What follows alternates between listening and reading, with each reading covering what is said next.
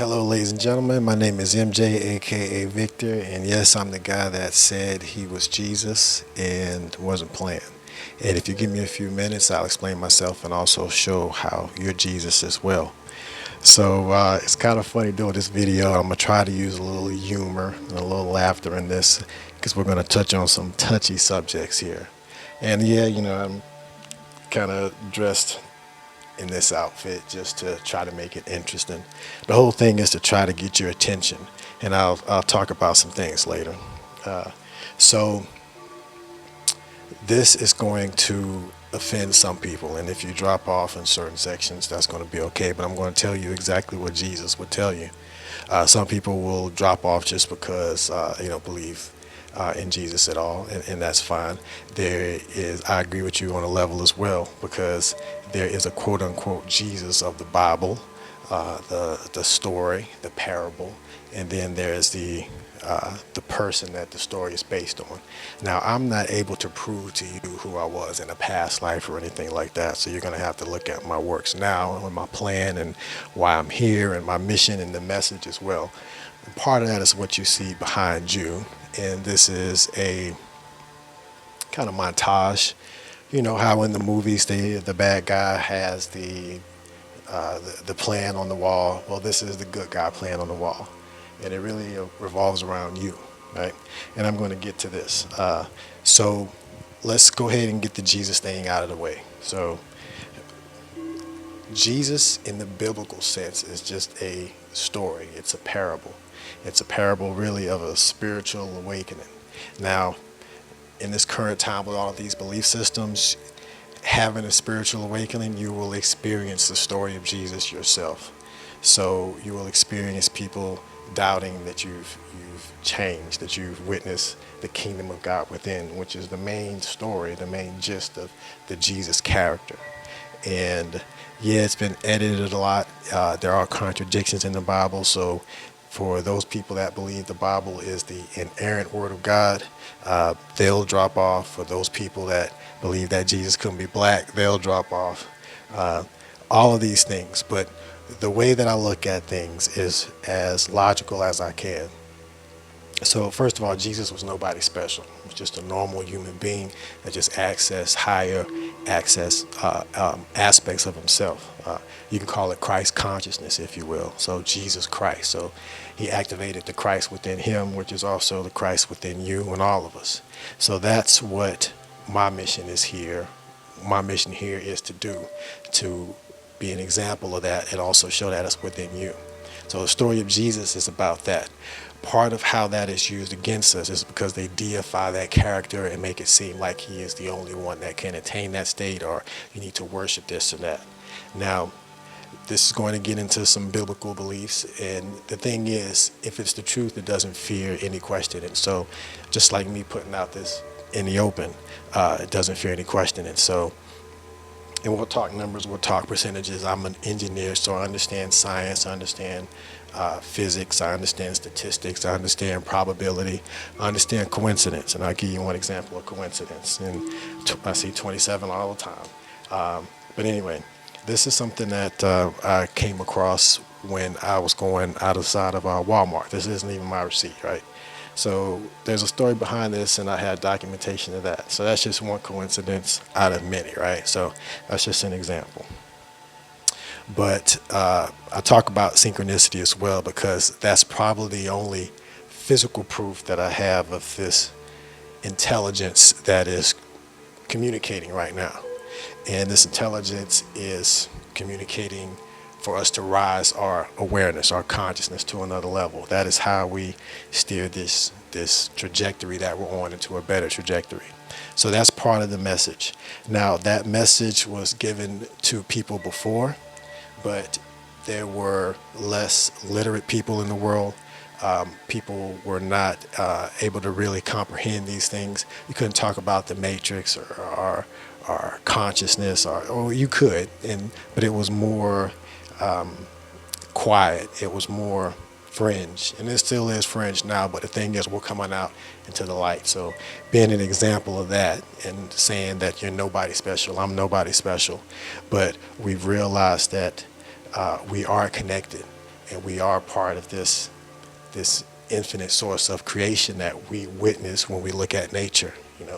The scientist kind of discounts his connection to the nature that he loves and that he studies, or she loves and she studies, because they're one with that intelligence that they are studying and mimicking is within them as well.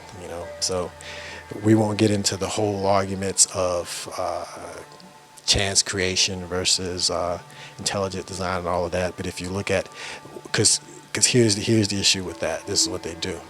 They group in religion with intelligent design, because the religious part of it says, well, there is proof that there is intelligence, therefore this certain book or doctrine is true. And that's not the case. So when the scientist doesn't want to deal with the religious aspect of it, but the scientist can see there is intelligence there. And even the bigger question, the harder question, is who is the scientist, right? That's what it boils down to. That's why it's a personal journey, right? It's a personal thing. So this ride is a personal ride. Now there's 4,200 paths when you talk about religion. So Christianity is one of the major ones, and the whole belief in Christianity is a savior. There's no one coming to save you. You have to save yourself. The second birth is a spiritual birth. So this is a spiritual awakening that's going on now. So you talk about revelation, you talk about apocalypse. What you're talking about is revealing, and you're talking about uncovering. That's what's going on now. All of this stuff, this mucky crap that's going on undercover, is coming to the light. And a lot of people are being exposed for who and what they are. And if you're going to be on that side with those people, that's the side of history that you choose to be on. It's your choice. So I'm giving you another choice, a choice that isn't mainstream, a choice that isn't put out there, and a choice that isn't offered for various reasons that we won't get into here, to try to keep this short, right? So don't look at the Bible as a historical document. If you do want to look at the Bible as a historical document, you need to look at other historical documents. Just don't look at one. Look at other sources of information, right? So the way I look at things is I try to see where the flaw is in my thinking. I look at different sources, and I use my own experience and my own logic to come with the best conclusion I couldn't make based on the information, looking at both sides of it. So I suggest that you do the same. So it's easy to call names, it's easy to say this, that, and the other, but I'm saying, what am I saying that is wrong? Now, if you want to look at it from a historical standpoint, just like some will say there's no contradictions and everything, there are. And if you wanted to see them, you can Google those, you can look at those. So there's different things that people choose not to see for different reasons.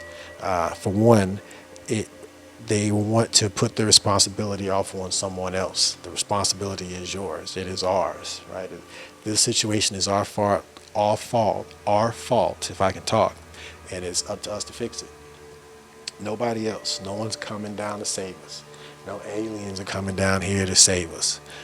Yeah, Jesus was a time-traveling alien, but he's not coming down to save you. He's teaching you how to save yourself, teaching you how to fish instead of giving you the fish, because if you're given the fish, then you're always dependent on the person catching the fish.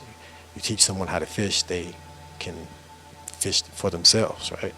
So that's where we are now, and it's able to be done. It's very simple, and I'll show you one example of that. But let me finish off the Bible, because it's a story, it's a parable, okay? And it's based on a true person that had this awakening, and that was dealing with an oppressive state. It was dealing with an oppressive and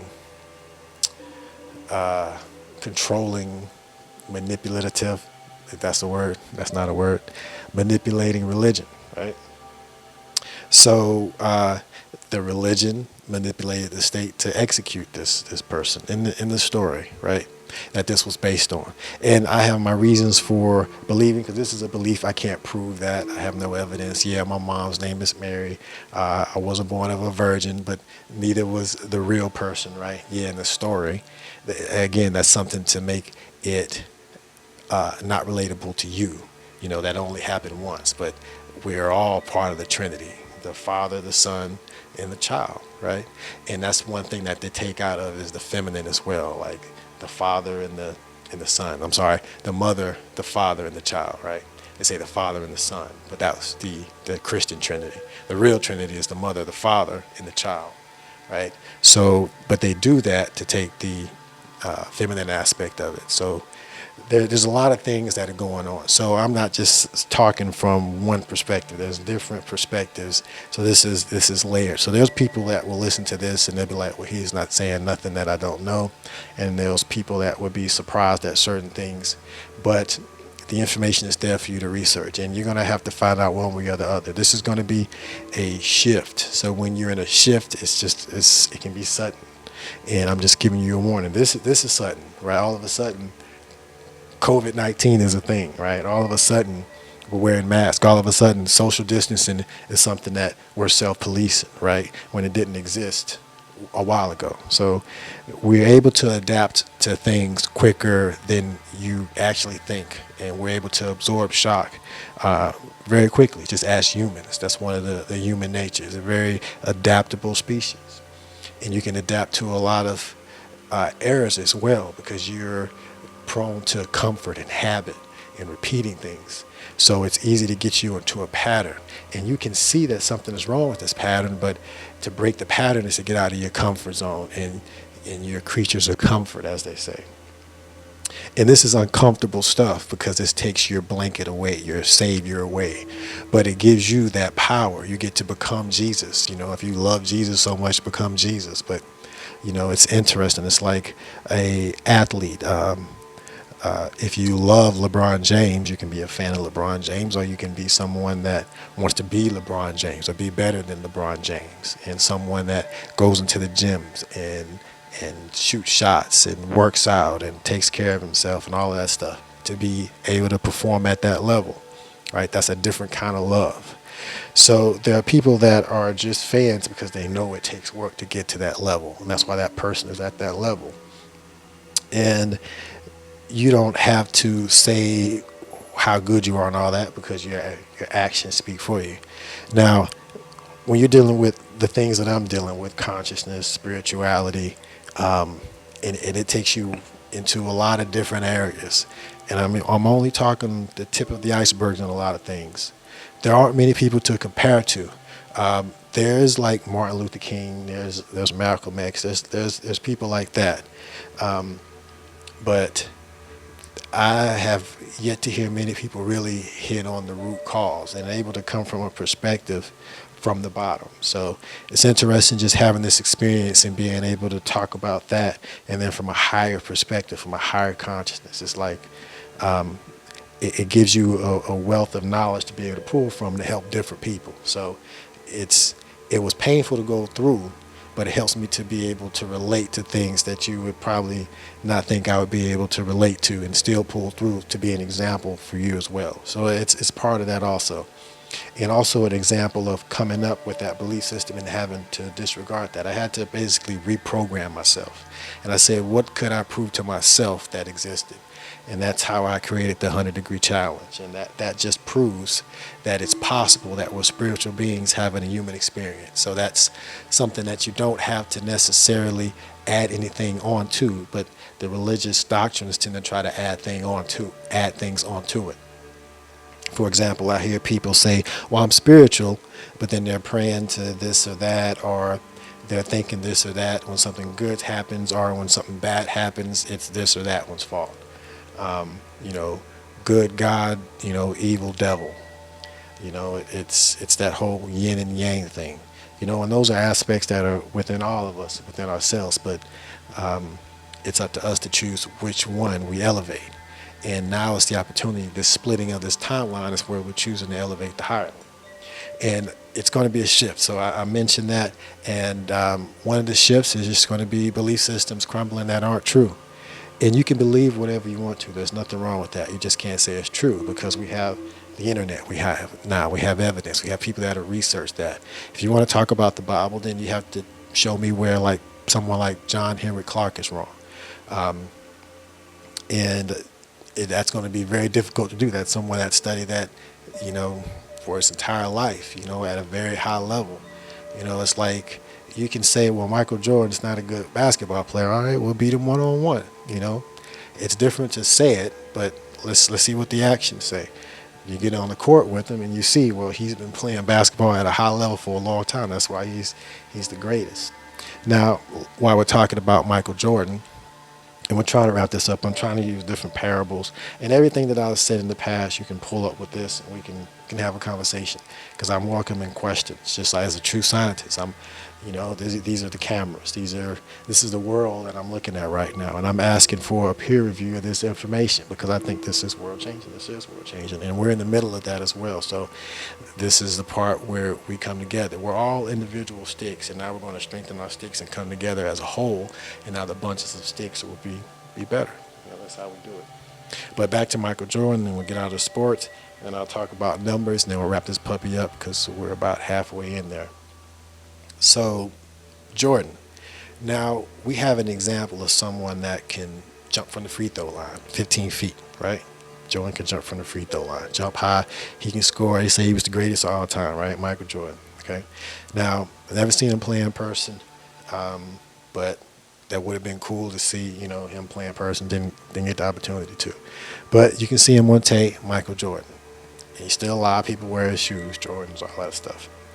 Now, if you didn't see Michael Jordan, if you didn't have the evidence of him existing, and it was just a story about this guy that could jump from the free throw line, and then they tell this story about this guy that, well, he could jump from the three-point line, and then they tell the story about this guy jumping from half court. Well, he can jump from a long way, the free throw line, and the way he did it, that's impressive. But you can see how it can easily be exaggerated if you don't have that example. So then when you have someone that comes in and is jumping from the free throw line, they're like, that's good, but Jordan, the real one or the fake one, or whatever, or the story, jumped from the half court line, or he flew to the court, or he floated over the court. So that's how you go from a normal person doing things that we all can do to someone walking on water, for example. So now in current days, you have someone like a Jordan, and then you have someone like a Kobe, right? So you see how Jordan was the example, the blueprint. Kobe emulated that, but Kobe put in the work to be one of the greatest as well. But Kobe looked up to Michael, and you can see the similarities in their games, right? So, but the story that they give us of these spiritual leaders, these people that are put on these pedestals, are for one, we don't have examples of them. The examples are literary, and if you can believe those literary stories, then you're also believing. And these are smart people that believe this, so I'm not down on anybody, but there's a lot of things involved with that. But I've talked to engineers that can tell you all of these numbers and all of this stuff, but then they also believe that there was a worldwide flood and 2 of every animal was on a boat, and they're able to withhold both of those because there's a belief. It doesn't have to be true because the evidence does not support that. The evidence supports local floods, but a worldwide flood of 2 of every animal, common sense that does not register. But you don't want to lose that belief system and the supposed history behind it. And when you really look at that stuff, maybe those are things that need to be left. Maybe they need to be part of history. As we're tearing down these old structures, these old statues, these old relics, this religion is another old relic that needs to be torn down. It needs to be relegated to the past. Let's take the good stuff from it, the lessons learned from it. Let's not let it happen again. But let's not propagate something that was given to us by people that had no intent to free our minds when they were enslaving us mentally, and physically. So I repeat that. A lot of these belief systems that these people are upholding, that you're upholding, that you're going to fight me for, are people that are belief systems that were given to you by people ultimately up the chain. I know you don't think your grandma or granddad is a liar, and they're not. They were just telling you what they were taught by the people that just had the best information they could have. They didn't have the access we had now. That's all they were given. So it's not blaming anyone, but this is what happened. I'm just telling you. Don't be mad at the messenger, right? But this is what happened. And when you go up the chain to those people that were taught that, they were taught by people that a lot of these people didn't have these experiences themselves. So the spiritual books are based around people's the religions are based around people that had spiritual experience. The whole intent is for you to say this is possible and have your own spiritual experience. And the people that do that, as those nodes awaken, it changes the world. And that's the kingdom that we create now. We bring that higher aspect down here. We're creating heaven on earth. And it is, we're going through the turbulence now as we rise up. So if you think about a plane going through turbulence now, if you don't rise up, you're going to stay within that turbulence. And that's going to be a bumpy ride. And that's a ride that I'm not going to participate on, and I don't want you to participate on. And that ride has to do with a lot of untruths, fake news, belief systems, and that, yeah, there was a couple thousand-year-old fake news as well, used in the same way it's used now to manipulate us by the same people that are manipulating us now. We don't even talk about they, because we only talk about things that we can control, and these are things we can control. And we can control the rudder, right? So I'll mention this, and then, hold on, let me see how much time I got. Okay, 8 minutes. I think I'm doing good on time. Sorry for the interruption, but gotta recenter sometimes. All right, so this is literally a back of the napkin calculation, right? So this is how we do it. So first step, first phase, right? This is the plan. So okay, Jesus, okay, I'm listening. What's your plan? All right, and I appreciate those that are listening now. If you're listening now, then you're part of this plan. Like you want to see, okay, well, what else is he saying? All righty. Now, there's 7.8 billion people on the planet, okay? So the plan is the people that notice, the people that are awake, the people that are aware, the people that could make it to the end of this video. I'm not saying that just because you made it to the end, you're either of those, but the people that are like, what else? Okay, what is the plan? And I want to get to it, but I'm trying to talk on different levels for the people that could just be getting this at the first time. So I'm trying to be aware that not everyone's going to look back at the older stuff, because I've laid out a journey. I'm not sure which camera I'm looking at. I laid out a journey over, I don't know, over 6 years publicly of this awakening, just as an example, and left it on different layers as I progress through the levels for people to plug in whenever they do see, based on this split we're doing right now, that there is another side of the coin that looks to be pretty logical, pretty good, and makes a whole lot of sense. And there are people over there that are thriving. So why am I continuing to hold on to this belief system that degrades me and diminishes my self-image that was given to me by someone that kept me oppressed physically? And why would they want to free me spiritually? It makes no sense. The story makes no sense. It was taken from other stories, and it's a parable anyway. But the spiritual awakening is real. The kingdom of heaven is real. I am made in the image of God. That is real. I can become a Christ. That is real. And that's my mission, and that opens up that whole possibility. So you get to become Jesus, and you write your own biblical story about your own life. I'm just an extra in your life. But anyway, we're changing the rudder by showing that's possible. Okay, just showing that example. Now, yeah, it's painful stepping out there, and as an empathetic person, I do feel some of that. So even getting to this point, it is pre whatever name that is for being able to feel things in the future. But I'll still go through it, because that opens up a space that allows people to just compare. And with the comparison, you see something different, and maybe you can listen, and maybe you can hear, because you haven't heard the conversations I had where people were like, well, I'm Jesus, it's not a big deal. But the thing is to explain why it's not a big deal, and to show it's not a big deal, and to show it's okay to have certain feelings about being taught something that was false, because that's going to happen. But anyway, the reason this is happening so quickly is because we need to make a quick correction, right? Because we're getting above this turbulence, because how much can a plane stay in turbulence before something happens that prevents it from going up as high as it can go? So there's 7.8 billion people on the planet, okay? Now, I did a little analogy, and I'll try to do one here, of a rudder, okay? So let's just think about the Titanic for a second. The Titanic was 867 feet, okay? Now, that's 867 feet long, and 15 feet of that length was rudder, okay? So 15 feet controlled 867 feet, okay? So just think about that. So the whole boat is 289 yards long. Okay, so I looked at some of the stats from a sports standpoint. They say Lamar Jackson could throw 100 yards, but I don't think he can throw 289 yards. Now Michael Jordan can jump 15 feet. That's the free throw. Jump from the free throw line and dunk. So for the length it takes for someone to dunk, yeah, it's a long length.